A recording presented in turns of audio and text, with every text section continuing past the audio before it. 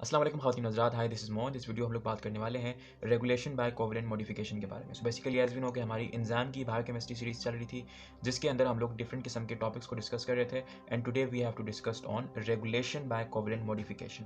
So as we know कि आपके पास जो लिविंग सिस्टम में एंजाइम्स होते हैं, बिकॉज ये एंजाइम बायोकेमिस्ट्री सीरीज़ है तो all about we are going to discuss is all about enzyme. तो आपके पास जो एंजाइम होते हैं दे नीड सम रेगुलेशन, है ना। जो हम लोगों ने इस सीरीज में सबसे पहली रेगुलेशन को स्टडी किया था, इट वाज एलोस्टेरिक रेगुलेशन। मतलब कि बहुत सारे एंजाइम्स ऐसे होते हैं जो कि एलोस्टेरिक इन नेचर होते हैं, मतलब कि दे कैरी आउट कोऑपरेटिविटी, तो वहाँ से उनकी रेगुलेशन हो जाती है। Now there is another type of regulation which is this covalent modification. Covalent modification,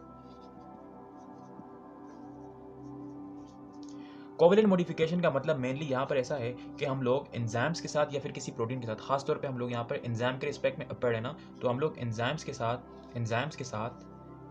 साथ हम लोग अदर केमिकल ग्रुप्स अटैच करते हैं, केमिकल ग्रुप्स।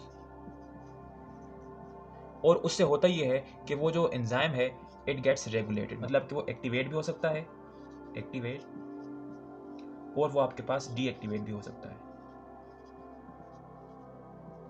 और ये जो आपके पास कोवेलेंट मॉडिफिकेशन का जो काम है it is also carried out by enzymes. मतलब कि फॉर एग्जांपल किसी एंजाइम की अगर आपने कोवेलेंट मॉडिफिकेशन करनी है तो वो आपके पास जो कोवेलेंट मॉडिफिकेशन है इट इज आल्सो एंजाइमेटिक। असल में होता यह है कि जब आप किसी भी एंजाइम या किसी भी प्रोटीन को कोवेलेंटली मॉडिफाई करते हैं, मीन्स दैट के कोई दूसरा केमिकल ग्रुप उसके साथ अटैच करते हैं, तो उस पूरे मॉलिक्यूल की एज अ होल जो उसकी रिएक्टिविटी होती है उसके ऊपर असर पड़ता है। बिकॉज ये जो आपके पास केमिकल ग्रुप लगेगा इसकी अपनी कोई ना कोई प्रॉपर्टीज होंगी, मतलब कि it can be positive charge, negative charge, bulkier, मतलब blah blah blah, there are a lot of different kind of chemical groups we are going to see as far as modification is concern. तो उससे होगा ये कि जो protein है उसकी stability के ऊपर, उसकी जो है वो रिएक्टिविटी के ऊपर अच्छा खासा इफेक्ट पड़ेगा, और जब रिएक्टिविटी के ऊपर अच्छा खासा इफेक्ट पड़ेगा तो वो एक्टिवेट भी हो जाएगा, वो डीएक्टिवेट भी हो जाएगा, डिपेंडिंग ऑन के किस किस्म की मॉडिफिकेशन है। अच्छा, अगर हम लोग पर्टिकुलर बात करेंगे कौन कौन से ग्रुप्स आपको मॉडिफिकेशन में मिलेंगे, तो यू विल सी दैट के यू विल हैव फॉस्फोराइल, मतलब के फॉस्फोराइल ग्रुप,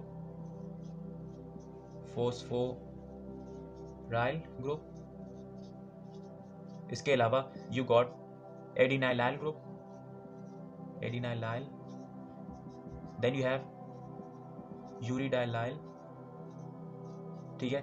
इसके अलावा आप लोग एएमपी यानी कि adenosine monophosphate, adenosine monophosphate, monophosphate,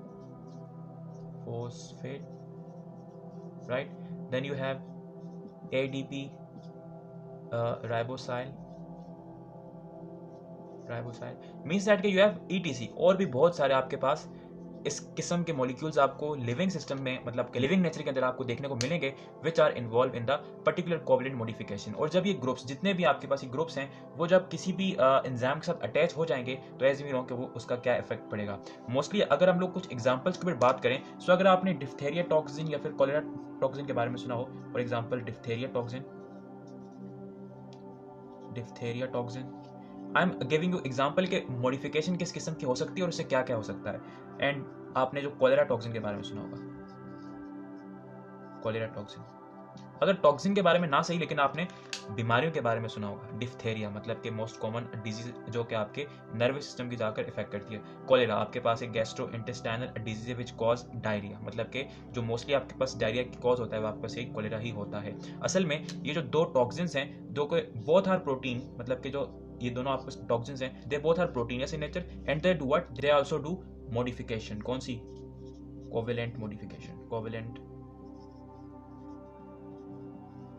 modification, and they both add ADP, यानी कि ये आपके पास एडीपी राइबोसाइलेशन करते हैं अपने सबस्ट्रेट्स की, एडीपी राइबोसाइलेशन, राइबोसाइलेशन।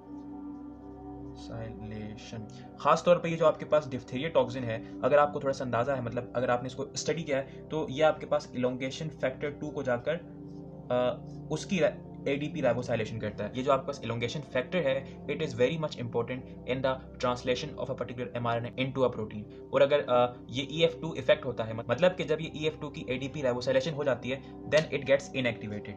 और अगर ये इनएक्टिवेटेड हो जाता है तो ये अपना फंक्शन नहीं परफॉर्म करेगा and it will leads to that particular cells death, right. So इस तरह के आपके पास कोवेलेंट मॉडिफिकेशन आप लोग throughout the living system आप लोग ऑब्जर्व करेंगे। But as you have seen in the thumbnail, in this video we are focusing on one particular kind of modification which is your this phosphoryl group modification, जिसको आप लोग phosphorylation भी कहते हैं। phosphorylation। So आइए now let's talk about the phosphorylation of proteins। So अब आइए बात करते हैं phosphorylation के बारे में। phosphorylation means addition of a phosphate group phosphate group means this PO4 group with an amino acid residue of a protein / enzyme is called as phosphorylation।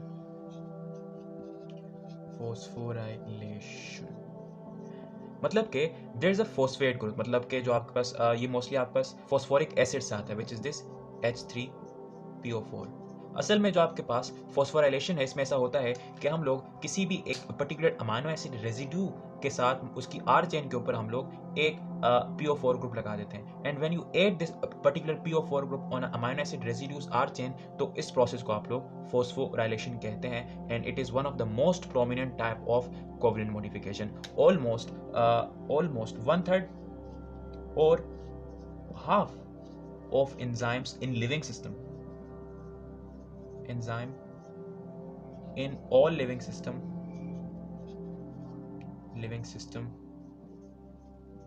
they are exactly phosphorylated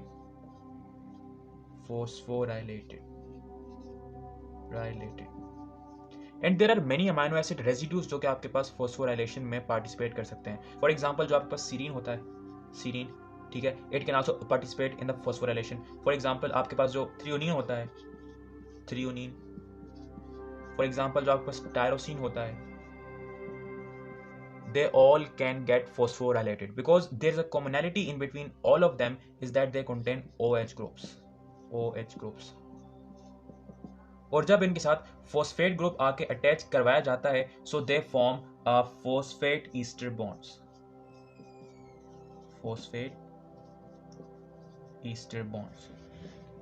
As you can see the picture on the screen, जिसमें आपके पास serine, threonine और tyrosine, all of them are phosphorylated and you can see that कि उनके OH group के ऊपर आपके पास जो है वो जो फॉस्फेट ग्रुप है, they are forming phosphoester bonds। And ये जो आपके पास PO4 ग्रुप है, मतलब कि जो आपके पास फॉस्फेट ग्रुप है, it is the requirement of many proteins। For example, there are many transport proteins which involve transport protein, मतलब कि जिनको रिक्वायरमेंट होती है इस किस्म के फॉस्फोराइलेशन की, जिस ताकि वो अपना फंक्शन परफॉर्म कर सकें। फॉर एग्जांपल आपने अक्सर नाम सुन रखा होगा सोडियम पोटेशियम पंप, सही है। तो उसके अंदर भी मतलब कि जो सोडियम पोटेशियम पंप है, they are also required phosphate group as a part of their structure। उससे होता ही है कि they get stabilized and they get activated and they perform their function। इसके अलावा इसके और functions, मतलब जो mostly आपके पास PO4 group के function है, the main property is that कि ये जो आपके पास phosphate group है, phosphate group it is negatively charged ना, right। तो जब ये negatively charged है, so it can form hydrogen bonds exactly with for example N-terminal residue, मतलब कि N-terminal रेजिड्यू। इसके अलावा positively charge R group containing amino acid, positively charged. For example जो आपके पास आर्जिनिन होता है, आर्जिनिन, वो R group as we know कि आपके पास ग्वानिडाइनो होती है, ग्वानिडाइनो, ठीक है, which is positively charge in nature, ठीक है। तो ये जो आपके पास फॉस्फेट ग्रुप है, it can form hydrogen bond with them. और इसके अलावा जो आपके पास negatively charge R group containing amino acid residues होते हैं, फॉर एग्जांपल आपके पास जो ग्लूटामेट है, ठीक है, या जो आपके पास एस्पेरेटेट है, which contain negatively charge R group, तो ये जो आपके पास PO4 ग्रुप है, they repel this kind of R groups, ठीक है। उससे होगा ये, मतलब कि इन हाइड्रोजन बॉन्ड से, इन रिपल्जन से होगा ये कि जो आपके पास ओवरऑल उस एंजाइम की, उस प्रोटीन की कन्फर्मेशन है, उसके ऊपर एक अच्छा खासा इफेक्ट पड़ेगा, मतलब कि उसकी स्टेबिलिटी के ऊपर अच्छा खासा इफेक्ट पड़ेगा। और जब एज वी नो कि किसी भी प्रोटीन, किसी भी एंजाइम की कन्फर्मेशन के ऊपर इफेक्ट पड़ता है, so it results in the change in its activity. इसके अलावा इफ यू टॉक फर्दर, सो जो मोस्टली आपके पास फॉस्फेट ग्रुप की जो आपके पास सोर्स होती है, मतलब कि the molecule from which the phosphate group of phosphorylation is achieve, या फिर जिससे हासिल किया जाता है, वो एक बहुत ही यूनिक एंड बहुत ही इंटरेस्टिंग मॉलिक्यूल है। And the source of phosphorylation, source of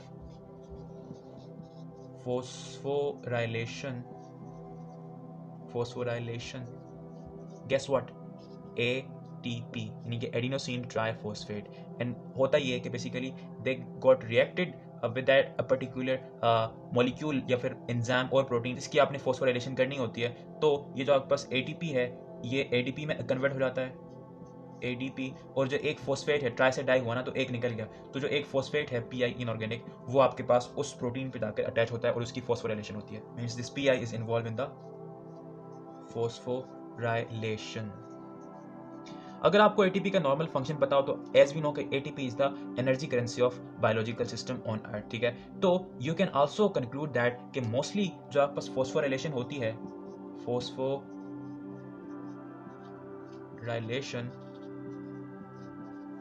it mostly occurs to that protein or that systems or that reactions which are energetically unfavorable, मतलब के which required energy,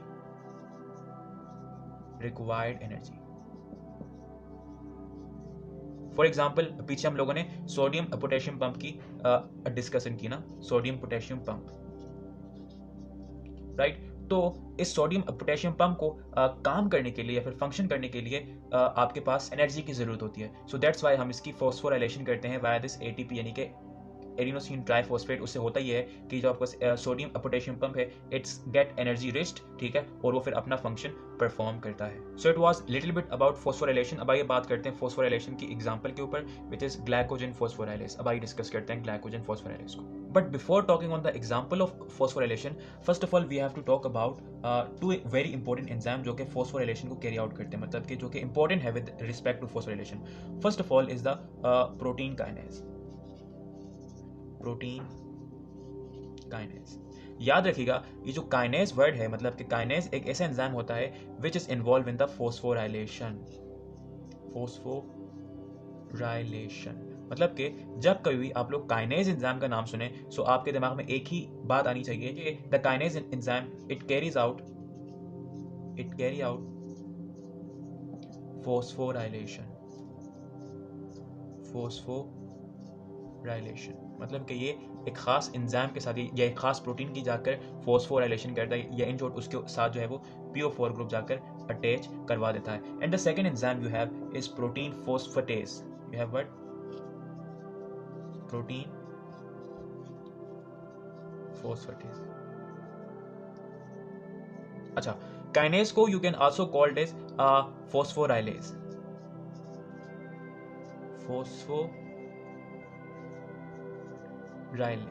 मतलब कि phosphorylases is the second name of this kinase and it means that the enzyme which aid phosphate, ठीक है, मतलब कि जो कि phosphate की एडिशन करता है। and this protein phosphatase, it means an enzyme which carry out dephosphorylation,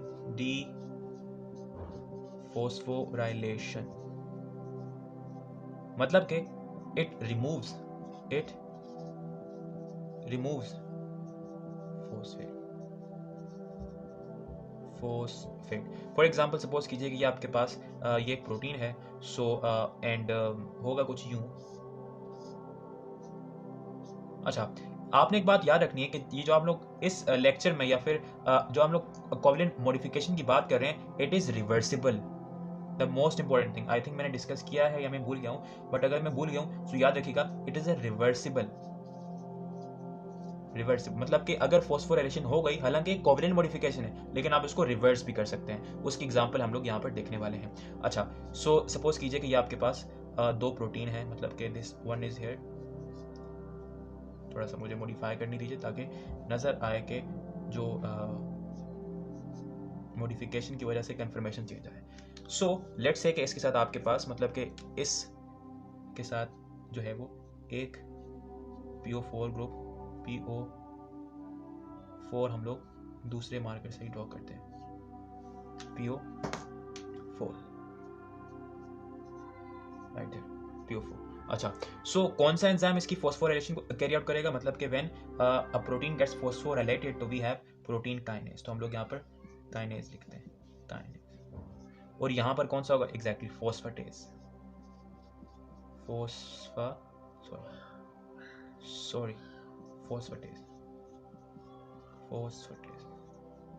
right. मतलब कि two enzyme we have to keep in mind, one is your protein kinase जिसको आप लोग फॉस्फोराइलेज भी कहते हैं, and the other one is phosphatase यानी enzyme which carry out dephosphorylation. अब आइए बात करते हैं on glycogen phosphorylase. So now we have to talk about, उसके अंदर हम लोग इनकी एग्जांपल भी देखेंगे कि जो आपके पास ग्लाइकोजन फॉस्फोराइलेज है, it is a kinase enzyme, and we have glycogen phosphatase which is actually de kinase enzyme, you can say कि जो कि आपके पास डीफॉस्फोराइलेशन करता है। And the enzyme we have to talk about is, अगर ये लिख ले, glycogen phosphorylase,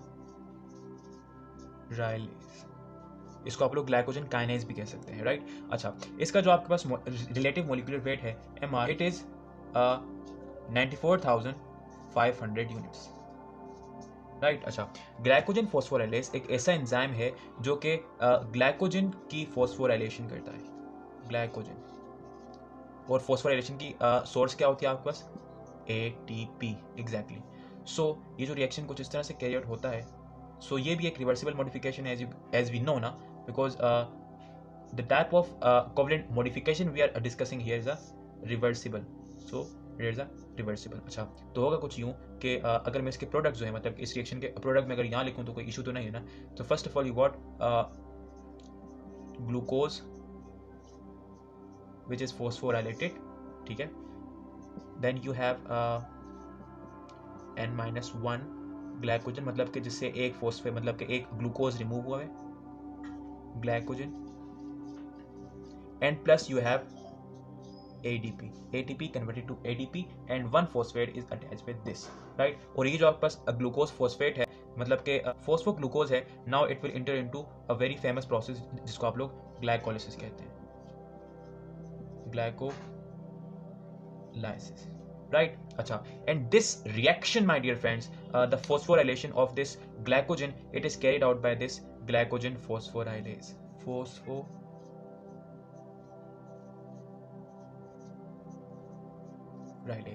glycogen phosphorylase, right?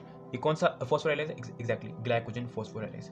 और इसका उल्टा क्या होगा, एग्जैक्टली ग्लाइकोजन फॉस्फेटेज। लेकिन उसको हम लोगों ने यहाँ पर डिस्कस नहीं करना है, क्यों नहीं करना है। अच्छा, आप लोग सोच रहे होंगे कि इसकी एग्जांपल हम लोग कहाँ देखेंगे, मतलब क्या प्रीवियसली टॉक दैट कि हम लोग अभी फॉस्फोराइलेशन की एग्जांपल देखेंगे, लेकिन यहाँ पर तो किसी किस्म की मतलब कि एक खास फॉस्फोराइलेशन है, लेकिन हाउ डज इट्स मॉडिफाई, मतलब कि वो किस तरह से रेगुलेट कर रही है। असल में मॉडिफिकेशन ग्लूकोज की या फिर आपको ग्लाइकोजन की नहीं है, मॉडिफिकेशन इस फॉस्फोराइलेज की है। असल में ये जो आपके पास फॉस्फोराइलेज एंजाइम है, आई होप सो कि अब मुझे इसको मिटा देना चाहिए, बिकॉज अब हमें इस एंजाइम का फंक्शन समझ में आ चुका है, because we are discussing glycogen phosphorylase, neither we are discussing आपके पास ग्लाइकोजन को। सो ये जो आपके पास एंजाइम है, ठीक है, it's a di subunit या इन शॉर्ट 2 सब यूनिट कंटेनिंग एंजाइम, मतलब कि इसके 2 सब यूनिट्स हैं, एंड बोथ हैव आपके पास सीरीन रेसिड्यूज। और वो जो आपके सीरीन रेसिड्यूज हैं, they get what, they get phosphorylated,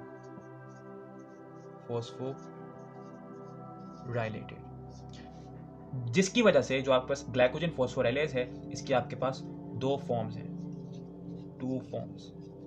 first of all you have glycogen phosphorylase A, and at second you have this glycogen, right? Glycogen, my bad, phosphorylase ये जो आपके पास phosphorylase ए है, it is phosphorylated, मतलब कि इसके साथ एक एडवांस्ड, एक एक्स्ट्रा PO4 ग्रुप अटैच हुआ होता है, which makes it more active. Exactly, covalent modification, and it is exactly dephosphorylated, which makes this less active. Right, as you can see the picture of phosphorylation of glycogen phosphorylase. असल में there are two enzyme जो कि इस मतलब के glycogen phosphorylase की covalent modification में involve होते हैं. First of all exactly you have phosphorylase kinase, मतलब कि एक ऐसा एंजाइम जो कि फोस्फोराइलेज एंजाइम के ऊपर उसकी फोस्फोराइलेशन करे, मतलब कि फोस्फोराइलेज एंजाइम की ही इटसेल्फ फोस्फोराइलेशन हो रही है. And on the other hand जो कि फोस्फोराइलेज की डीफोस्फोराइलेशन करेगा उसको आप लोग फोस्फोराइलेज फोस्फोटेज कहेंगे. एंड एज यू नो कि जब आपके पास फोस्फोराइलेज एंजाइम की फोस्फोराइलेशन हो जाती है उसके बाद इट गेट्स मोर एक्टिव, यानी कि phosphorylase A. And when it's get deactivated, मतलब कि व्हेन उसकी डीफोस्फोराइलेशन होती है, it becomes phosphorylase B.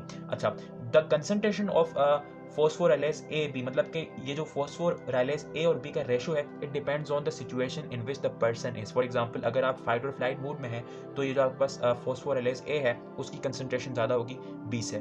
And similarly अगर आप रिलैक्स मोड में है, मतलब कि आप चिल कर रहे हैं, तो उस मोमेंट के ऊपर जो फोस्फोराइलेज बी है it will be greater than phosphorylase A. वो एंजाइम जो कि खुद फोस्फोराइलेज करता है उसकी भी फोस्फोराइलेशन करके उसको मोर एक्टिव या फिर लेस एक्टिव में कन्वर्ट किया जा सकता है. And one more thing you have to remember is that कि इट्स नॉट नेसेसरी कि जो आपका फोस्फोराइलेशन है ये हमेशा से एक प्रोटीन को या फिर एक एंजाइम को एक्टिवेट कर दे.